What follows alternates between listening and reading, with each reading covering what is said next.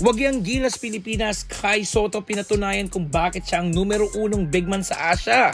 Tinambakan ng Hong Kong. No Papa Dwight sa game na yan.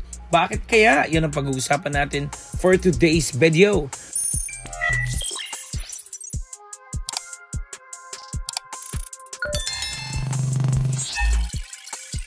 2-0 record, yan ang naging resulta ng second window para sa ating Gilas Pilipinas.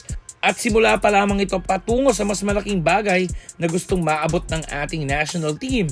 Pero kahit nakuha nila ang panalo kanina kontra Hong Kong, ay hindi pa rin sila qualified kasi kailangan munang manalo ng New Zealand kontra Chinese Taipei sa laban bukas.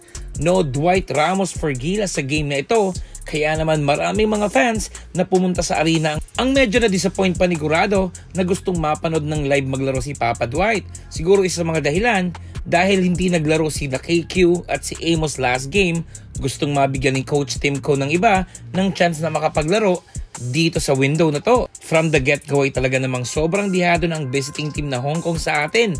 Tapos dito pa sa home court natin ang laro.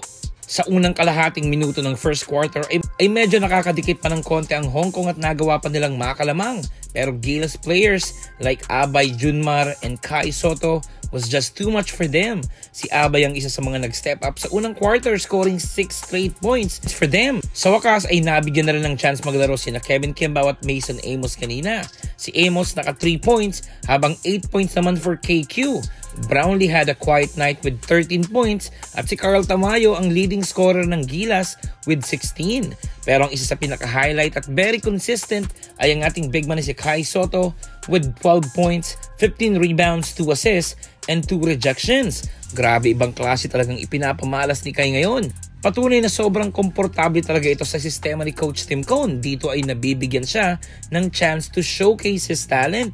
Ang dami rin mga nag-aabang sa performance ni Kai this window, so di na ako magtataka kung may mga lalapit sa agent niya to discuss about his future.